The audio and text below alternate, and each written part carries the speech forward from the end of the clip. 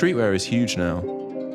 What started as an underground, insular subculture is now the uniform for young people all over the world.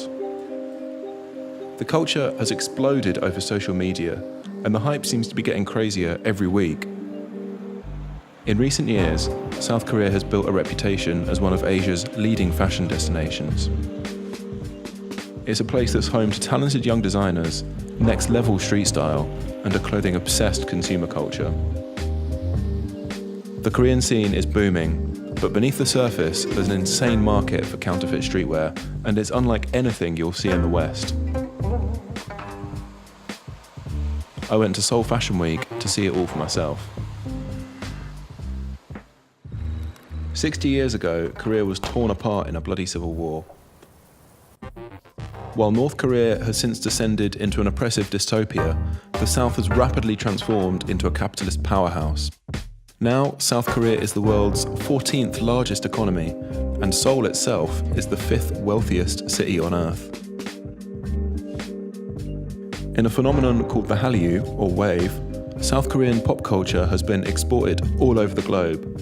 Fashion magazines are obsessed with Korean beauty products, K-dramas are popular way beyond Asia, and the country's tech companies are world famous, even if their phones sometimes explode. Seoul is clean, orderly and modern. The city feels brand new, and districts like Gangnam and Apgujeong are filled with stylish 20-somethings. Fashion is clearly a big part of the culture here. 한국 패션 씬은요 굉장히 젊습니다. 다른 데에 비해서 다른 패션에도 훨씬 젊고 많은 젊은이들이 패션에 대해서 관심이 굉장히 많기 때문에 광장에 나보시고 패션위에 와보시면은 젊은 사람들의 열기를 느낄 수 있습니다. 요즘 젊은이들은 그 K-팝에 관련된 영향을 굉장히 많이 받아가지고 스트릿 패션이라든지 팝 컬처에 대한 부분이 굉장히 활성화되어 있어서 그런 부분의 디자인들이 굉장히 뛰어난 그런 디자이너가 많습니다. Young Koreans have grown up in a rich, high-tech country, and unlike their parents, they don't have any memories of war, shortages, or famine. You can clearly see the generation gap on the streets. Young Koreans are tall, fashionable, and obsessed with their phones. Young Jung-koo is a street-style photographer who shoots for magazines like Vogue, W, and GQ. Koo shoots at all the major fashion weeks, so I met up with him in Apgujeong to find out how Korean style compares to the rest of the world. 한국의 스트릿 스타일은 아까 제가 그런 유행에 관련돼서 말한 거와 마찬가지로 굉장히 트렌드에 좌지우지되는 것 같아요. 그 말인즉슨 우리만의 Korean street styl이 없다는 거죠. Streetwear is massive in Korea, even though it's really hard to get hold of hyped brands. You can't even buy Supreme here, so many Koreans have to pay excruciating prices from resellers who are bringing it over from Japan, and that's already twice as expensive as America.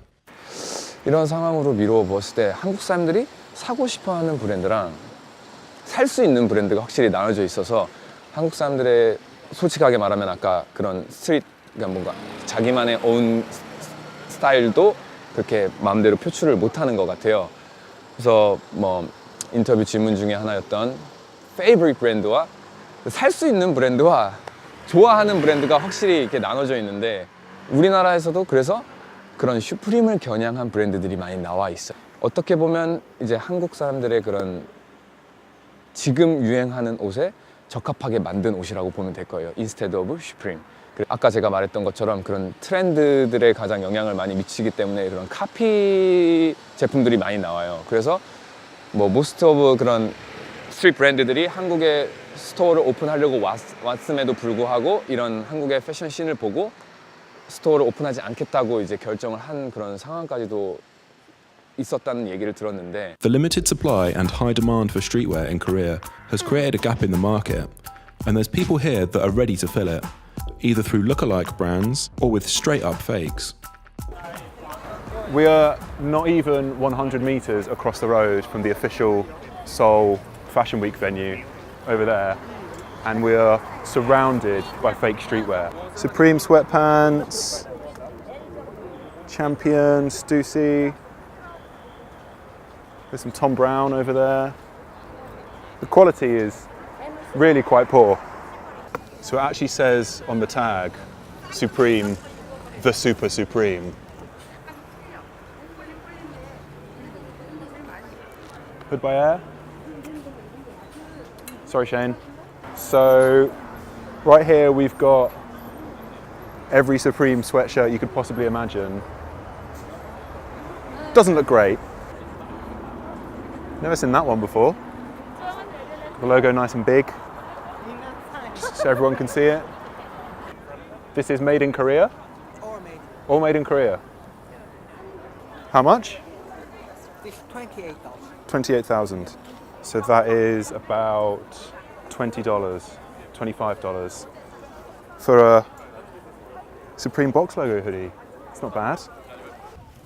It's weird. 안녕하세요. 안녕하세요. 혹시 뭐 벨트 만들 수 있어요? 주문하면. Okay. Says if you order a belt, you can get one made. How much? 얼마야? 근데 이거는 뭐 공개할 수 없어요. 아, 그래요? 죄송해요. So we found a stash of belt material. There's off-white, sorry Virgil. There's the gros grain that they used in Champion X Vetements, sorry Demna. Down here, there's some Gucci, sorry Alessandro. Korea is a very homogenous country, and its culture demands submission to elders and authority. That means pop culture figures hold massive influence over the rest of the country. So when someone like G-Dragon or CL starts a trend, everyone follows.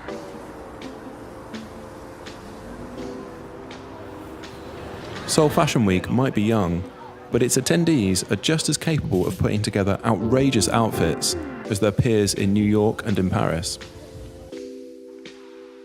Face masks are worn all over Asia to protect from pollution and sandstorms, but they were the city's must-have accessory for slightly different reasons. 아, 마스크요?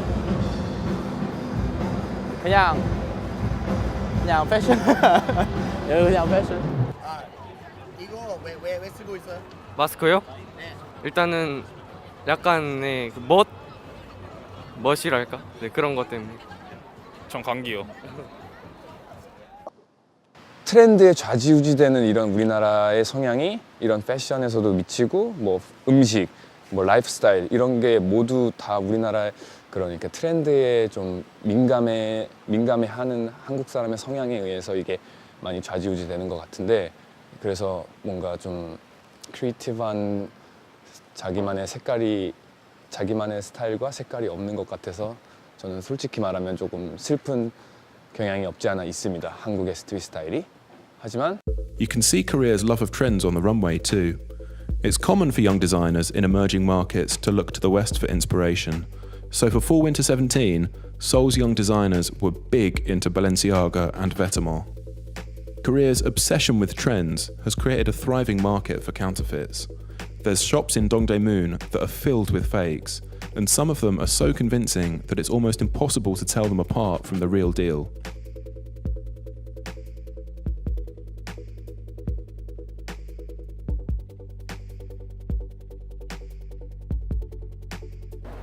Saint Laurent. I think Justin Bieber wore this once, except inside it says classic fashion. It doesn't feel great, but it does the job. The embroidery here is could be better.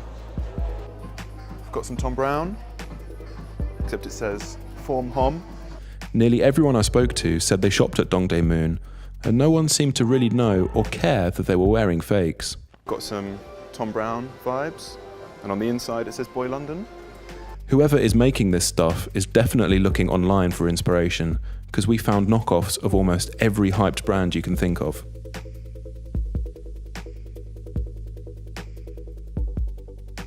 To find out more about Korea's counterfeit culture, I visited Rare Market. This luxury store was founded by Dami Kwon, who's G-Dragon's sister, and has been selling high-end brands like Vetements and Balenciaga since way before the knockoffs. Seoul might have a bit of a problem with fakes, but there's some amazing things happening here. It feels like there's a new brand coming out of Korea every week these days, and it's only a matter of time before someone like Aderera, Kang Hyuk or Blindness makes it big in the West. You can't help but think that Korea's love of trends is holding the country back. Instead of copying what is going on in the West, maybe it should look inwards at its own culture and history. That's why Gosha Rubchinsky has been so successful. He's shown the world something that is truly Russian. In Dongdaemun, I ran into one of Korea's more unusual designers. Bajo Woo founded 99% Is, a brand that likes to put anarchy logos on the runway. Seeing a gang of punks strolling around streets as clean and orderly as souls was a bit of a weird experience. Bajo Woo himself didn't seem like much of an anarchist either. Anarchy is, to me, just DIY life. Yeah, no government, no politics. It's not to me. 99% Is는 사람들이 알아도 관심 없고 알아도 싫어하는 그 1%가 저와 제 친구들한테는 99%라는 의미에서 시작된 브랜드입니다. Many of these designers studied abroad, then came back home to take advantage of the country's generous support system. Conglomerates like Samsung, Hyundai, and LG are a huge part of Korean society, and they're heavily involved in the fashion scene. People always want what they can't have, and that is especially true in streetwear. The scene is all about exclusivity, and counterfeits are inevitable when brands deliberately make less than what they can sell. That's created a catch-22 situation in Seoul. Koreans can't get everything that they want, so of course they're going to buy fakes. That then means that brands don't want to sell here, so the situation only gets worse. At the end of the day, nobody can really get mad at the fakes and the knockoffs, because that's what happens when you build your business around hype. As an outsider, Korean fashion feels strange, but it just proves that streetwear is truly global now. It doesn't really matter if the clothing is real or if it's counterfeit, because so many people are engaging with it. From Seoul to London to Moscow to New York, people are using their style to speak the same language. And that's a pretty powerful thing when you think about what's going on in the world right now.